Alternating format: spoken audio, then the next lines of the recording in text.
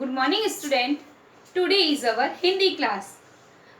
All of you take your book and open page number 29. Lesson number 6. जब मैं पढ़ता था.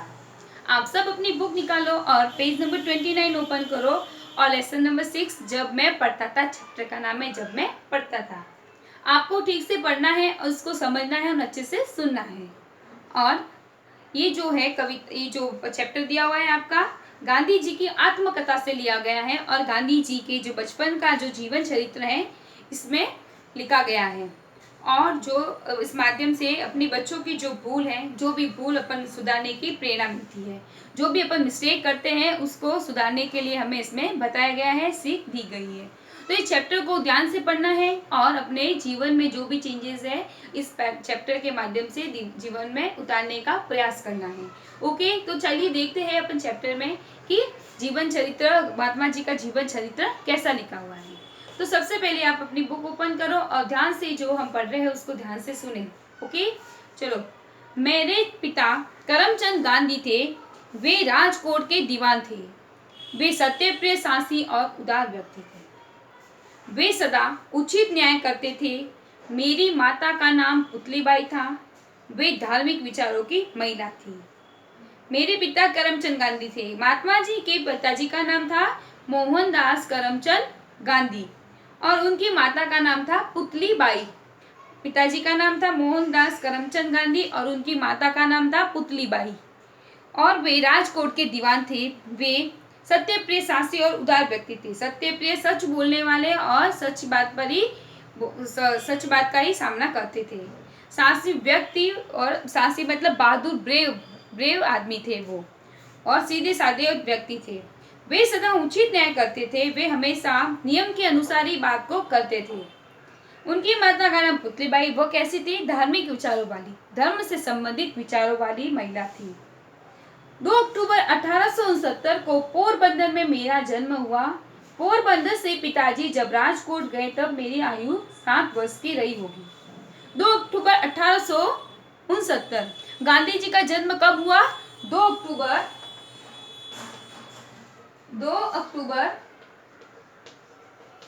1869 में. गांधी जी का जन्म 2 अक्टूबर 1869 में हुआ. कहाँ पे हुआ था? गुजरात के पोरबंदर में. गुजरात के पोरबंदर में उनका जन्म हुआ था. पोरबंदर से पिताजी जब राजकोट गए तब मेरी उम्र 7 वर्ष की थी. उनकी महात्मा जी की उम्र, जब राजकोट गए उनके पिताजी तब उनकी उम्र केवल 7 साल के थे. वो कितने साल के थे? 7 years ओनली. एक बार पिताजी श्रवण पितृभक्ति नामक नाटक की एक किताब खरीद कर लाए. मैंने उसे पढ़ी. उन्हीं ही दिनों बाइस्कोप में मैंने अंधे माता पिता को बैगी में बिठाकर ले जाने वाले श्रवण कुमार का चित्र भी देखा. श्रवण पितृभक्ति नामक. एक बार पिताजी श्रवण भक्ति, पिताजी कौन? महात्मा गांधी जी के पिताजी करमचंद गांधी एक बार एक पुस्तक लेकर आए, किताब लेकर आए. उसमें कौन सी? एक बार उसमें नामक नाटक कौन सा था? श्रवण पितृभक्ति. श्रवण सुना होगा अपने बच्चों नाम, में भी सुना होगा आपने. श्रवण पितृभक्ति. श्रवण एक जो बेटा था वो अपनी अंधे माता पिता थे उनकी सेवा करता था. बैंगी मतलब एक कावड़, लकड़ी की लाइक स्टिक होती है, तो उसमें तराजू जैसा होता है. तराजू सबने देखा होगा. वेटिंग जो है ना, उससे अपन नाप तो वजन ज्यादा ऊपर नीचे मालूम चलता है, उससे अकॉर्डिंग बताते हैं. तराजू बोलते हैं उसको हिंदी में. और उसको कावड़ मतलब लकड़ी की एक लकड़ी बनी होती है, कावड़ होती है, और तराजू की तरह 2 टोकरे थे नीचे, उसमें एक को इधर और एक को इधर, दोनों माँ बाप को बिठाया हुआ था उसमें. और उनकी माता पिता की वह श्रवण पितृभक्ति, श्रवण नाम का बेटा था, वह उनकी ऐसे सेवा करता था. उनके माता पिता दोनों अंधे थे. तो उस कहानी के बारे में, उस नाटक के बारे में लिखा हुआ था उस किताब के अंदर, जो महात्मा गांधी जी के पिता लाए थे. तो उसको महात्मा गांधी जी ने अच्छे से पढ़ा. और बाइस्कोप क्या होता है बच्चों? तस्वीर दिखाने वाली मशीन, जिससे अपन को पिक्चर्स दिखता है, वह बाइस्कोप, उसको बोलते हैं बाइस्कोप. तो अंधे माता पिता जी जो बैंगी में बिठाकर ले जाने वाले श्रवण कुमार का चित्र भी देखा. उस बुक के अंदर जैसे ये चित्र दिखाई दे रहा है, उसी के अनुसार श्रवण का भी चित्र उस बुक के अंदर था, जो बाइस्कोप लगाकर गांधी जी ने देखा था. तो चलिए देखते हैं आगे क्या होता है. इन बातों का मेरे मन पर बहुत अधिक प्रभाव पड़ा. मैंने सत्यवादी हरिश्चंद्र नाटक भी देखा, बार बार उसे देखने की इच्छा होती। हरिश्चंद्र के सपने आते, मेरे मन में यह बात बैठ गई कि चाहे हरिश्चंद्र की भांति दुख उठाना चाहे, पर सत्य कभी नहीं छोड़ना चाहिए। जब मैं केवल 13 वर्ष का था, तभी मेरा विवाह कस्तूरबा के साथ हो गया, मगर मेरी पढ़ाई चलती रही। इन बातों का मतलब जो ये श्रवण कुमार की पितृभक्ति की जो बुक उन्होंने पढ़ी, तो उनका उनके जीवन पर बहुत प्रभाव पड़ा, बहुत इफेक्ट हुआ उनके जीवन पे। और एक सत्यवादी हरिश्चंद्र नाटक भी उन्होंने देखा था, तो उनका उनकी देखने की बार बार इच्छा होती थी। सत्यवादी हरिश्चंद्र, आपके घर में भी आप अपने मम्मी पापा या मम्मी पापा को अगर नहीं पता हो तो अपने नानी दादी को पूछना, आपको वो स्टोरी जरूर सुनाएंगे। ओके, तो देखिए कि हरिश्चंद्र के सपने आते, जब उन्होंने ये बार बार देखने की इच्छा होती है, उनको मन में सपने भी आते, जो अपन सोचते हैं दिन में वो अपन को रात में सपने के रूप में आते हैं। तो जो थे, फिर मेरे मन में ये बात, उनके मन में बात बैठ गई कि हरिश्चंद्र को कितना दुख देखना पड़ा था। तो वह उसे अकॉर्डिंग अगर सत्य पर कभी नहीं, वह भी सत्य पर अड़े रहते, तो सत्य पे सत्यवादी थे। महात्मा गांधी जो थे वो महान पुरुष सत्यवादी थे, तो सत्य का ही हमेशा साथ देते थे, वह झूठ पर कभी साथ नहीं देते थे। तो सत्य पर कभी नहीं छोड़ना चाहिए। तो जब वह 13 साल के थे, ओनली 13 ईयर्स ओल्ड, तब उनकी शादी हो गई थी। उनकी पत्नी का क्या नाम था? कस्तूरबा। क्या नाम था? कस्तूरबा। तो उनकी 13 साल की उम्र में शादी हो गई थी। और 7 साल के तब क्या हुआ था उनका? 7 साल के थे तब उनके पिताजी के साथ वह राजकोट चले गए थे। अभी मगर मेरी पढ़ाई चलती रही। 13 साल की उनकी शादी हो गई थी, लेकिन स्टडी उनकी कंटिन्यू रही थी। ओके, नेक्स्ट पेज नंबर देखो 30 पे। मैं अपने आचरण पर बहुत ध्यान देता था, वह उनके चाल चलन पर बहुत ध्यान देते थे। अपने से बड़ों तथा शिक्षकों का अप्रसन्न होना मुझसे सहन नहीं हो पाता था। मुझे यह याद नहीं है कि मैंने कभी किसी से झूठ बोला हो। देखो महात्मा गांधी कितने महान व्यक्ति थे। अपन तो इतनी इतनी सी बात होती है तो झूठ बोल देते हैं। बोलते हो ना? बोलते हो ना बच्चों? यस और नो? यस। आपको तो वर्क भी नहीं किया होता तो आप क्या बोलते मैम को? मैम मैं तो कल बाहर गया था, मम्मी ने नहीं करवाया होमवर्क, है ना? ये रीजन बताते ना ऑलमोस्ट आप सब बच्चे। यस, है ना? तो आप तो इतनी सी बात होती है उस पर झूठ बोलते हो। तो अपन को झूठ नहीं बोलना है और सच्चाई का साथ देना है और सत्य के मार्ग पर ही चलना है। तो इसी चैप्टर से हमें ये प्रेरणा लेनी है। ओके, तो वह अपने से बड़ों का आदर करते थे और शिक्षकों का अप्रसन्न मतलब नाराज होना उससे सहन नहीं होता था। और उनको कभी याद भी नहीं है कि उन्होंने झूठ बोला। अपन को तो बहुत से याद है, अपन तो कितना झूठ बोलते हैं, पल पल में झूठ बोलते हैं। इतनी सी बात होती है तो भी अपन तो झूठ बोलते हैं, जहाँ झूठ की जरूरत भी नहीं होती तो भी झूठ बोलते हैं। तो हमें झूठ नहीं बोलना है और सच बोल के उसको क्लियर करना है। ओके, मैंने पुस्तक में पढ़ा था कि खुली हवा में घूमना स्वास्थ्य के लिए लाभकारी होता है। ये बात मुझे अच्छी लगी, तभी से मैंने सैर करने की आदत डाल ली। इससे मेरा शरीर मजबूत हो गया। मैंने पुस्तक में पढ़ा, उन्होंने पुस्तक में पढ़ा था कि खुली हवा में हम जब घूमते हैं तो हमें स्वास्थ्य पर बहुत असर होता है। स्वास्थ्य के लिए बहुत जरूरी, स्वास्थ्य मतलब स्वास्थ्य के लिए हमारे बहुत जरूरी। स्वास्थ्य मतलब तंदुरुस्ती, शरीर अपना स्वस्थ एवं हष्ट पुष्ट रहता है। सैर करना, घूमना, मॉर्निंग वॉक करते हैं ना अपन, तो उनको मतलब कैसा था कि उन्होंने खाली पुस्तक में पढ़ा था। अपन को तो भले चाहे कितनी बार कोई भी बोल दे तो भी अपने पर तो इफेक्ट नहीं पड़ता है। उन्होंने तो खाली बुक से पढ़ा था तो भी इनके जीवन में कितना इफेक्ट पड़ा।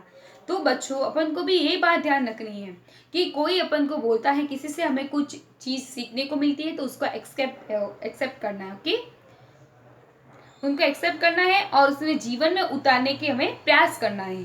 तो उन्होंने अपनी सैर करने की आदत डाल दी, तभी से उन्होंने जब उन्होंने बात बुक में से पढ़ी तो उन्होंने अपनी आदत डाल दी कि हमें घूमना चाहिए, जिससे हमारा शरीर हष्ट पुष्ट एवं मजबूत बनता है। एक भूल की सजा मैं आज तक पा रहा हूँ। पढ़ाई में लिखावट अच्छी न होने की जरूरत नहीं होती। यह गलत विचार मेरे मन में इंग्लैंड जाने तक बना रहा। आगे चलकर दूसरों के मोती जैसे अक्सर देखकर मैं बहुत पछताया। मैंने देखा कि लिखावट बुरी होना अपूर्ण शिक्षा की निशानी है। बाद में मैंने अपनी लिखावट सुधारने का बहुत प्रयत्न किया, परंतु पक्के घड़े में कई जोर लगता है नहीं। एक भूल की सजा, उनकी राइटिंग अच्छी नहीं थी, गांधी जी की राइटिंग अच्छी नहीं थी, जो कि उन्होंने अपनी लिखावट जरूरत नहीं होती पढ़ाई में लिखावट अच्छी होने की जरूरत नहीं होती। वो क्या सोचते थे कि पढ़ाई में लिखावट अच्छी नहीं तो उसकी कोई भी नीड नहीं होती है, लेकिन ऐसा नहीं होता बच्चों। कि जब उनके गलत विचार से मेरे मन में इंग्लैंड जाने तक बनाना, उनके दिमाग में जब वो इंग्लैंड गए तब भी ये विचार आता रहा। और आगे चलकर मोती जैसे अक्षर, दूसरों के जब वो अक्षर देखते थे मोती जैसे, तब उनको क्या लगता था कि बहुत पछतावा होता था, उनको बहुत फील होता था। मैंने देखा लिखावट बुरी होना अपूर्ण शिक्षा की निशानी है। अपूर्ण मतलब अधूरा, कि जब अपन ने इतना पढ़ लिख के अपन इतना होशियार बनेंगे तो अपनी राइटिंग ही गंदी होगी, तब अपन कुछ भी आगे, अपूर्ण शिक्षा मतलब अधूरी शिक्षा की निशानी है वो। तब मतलब बाद में अपन भले कितना ही ट्राई कर ले राइटिंग सुधारने का, लेकिन वो बाद में कुछ भी नहीं हो पाता है। जब एक बार जैसे यहाँ पे दिया हुआ आपने, परंतु पक्के घड़े में कई जोड़ लगता है। जैसे घड़ा मतलब मटका एक बार बन जाता है, परफेक्ट बन जाता है, फिर उस पर अपन कितना भी कुछ भी करे करेक्शन, बाद में करेक्शन नहीं होता है। तो इसी प्रकार अगर अपन पहले से ही राइटिंग नहीं सुधारेंगे तो बाद में अगर बड़े होके अपन सोचेंगे कि अब बड़े होंगे तब अब अच्छे से लिखेंगे, पर वो बाद में नहीं हो पाता है। तो इसी का भी अपन को ध्यान रखना है। तब जब टीचर आपको बोलती है कि बेटा क्लीन लिखो, तब आपको समझ में आता नहीं, आपको तो जल्दी से फट से करके और मैम को चेक करवाने की जरूरत रहती है ना। हमेशा ऐसे ही करते हो, फास्ट लिखा और जल्दी से कंप्लीट करके छोड़ दिया, तो उसमें राइटिंग का भी क्लियर होना बहुत कंपलसरी है। तो इस बात का हमें ध्यान रखना है कि हमें अपूर्ण शिक्षा मतलब राइटिंग जो गंदी होती है अपनी, तो वो भी एक अपूर्ण शिक्षा की निशानी है।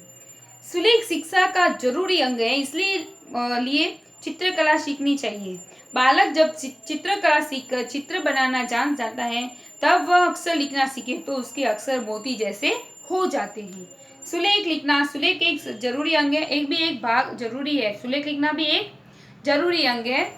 जो इसके लिए हमें क्या करना चाहिए, ड्राइंग सीखनी चाहिए, जिससे हम चित्रकला सीखकर जब हम चित्र बनाना जान जाते हैं, तब हम अक्षर लिखना बनाना सीखे, राइटिंग करना सीखे तो उसके लिए अक्षर मोती जैसे हो जाते हैं। तो गांधी जी, मोहनदास करमचंद गांधी, इनके बारे में आज हमने चैप्टर पढ़ा।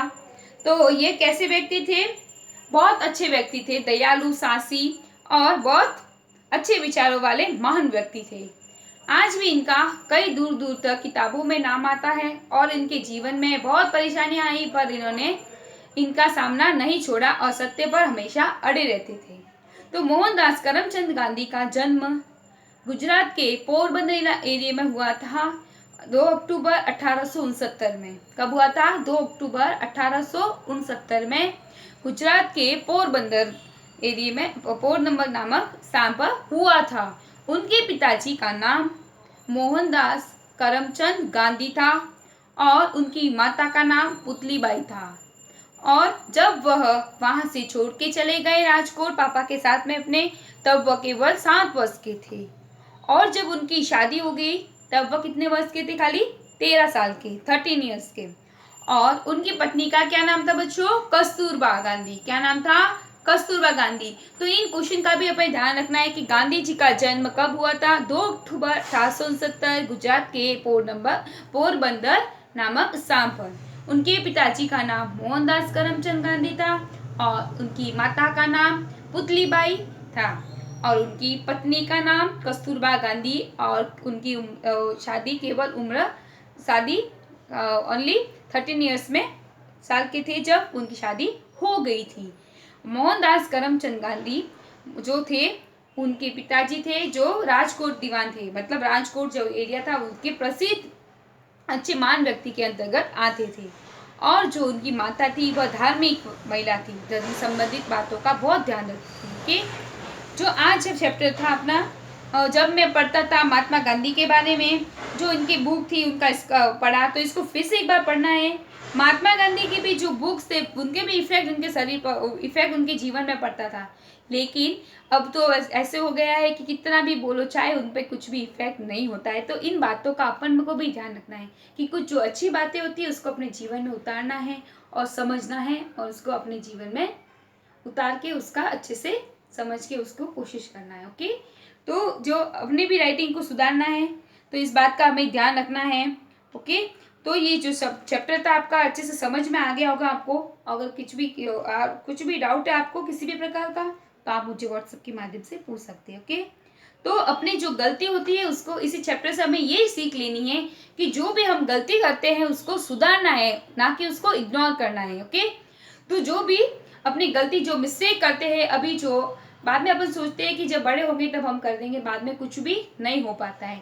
तो जो भी अपनी भूल है, जो भी मिस्टेक है, उसको अपन को सुधारना है और आगे की लाइफ में अपन को आगे की लाइफ में अपन को उन्नति करनी है। तो जो मिस्टेक है उसको इग्नोर नहीं करना है, उसको अच्छे से समझ के आगे की ओर बढ़ना है। Okay, I hope you all understand. Okay, तो आपको भी कुछ और भी कोई डाउट है तो आप मुझे व्हाट्सएप के माध्यम से पूछ सकते हैं, और जो उसके शब्दार्थ है वो अपनी नोटबुक के अंदर सुंदर सुंदर राइटिंग में अच्छे से लिखना है। ओके, राइटिंग के बारे में पढ़ा सबने, तो अभी तो अच्छे से लिखोगे ना सब जने। ओके, पेज नंबर 30 पे आपके दिए हुए हैं, आपको अपने कॉपी के अंदर लिखना है, और डाउट है तो आप मुझे पूछ सकते हैं। ओके, धन्यवाद।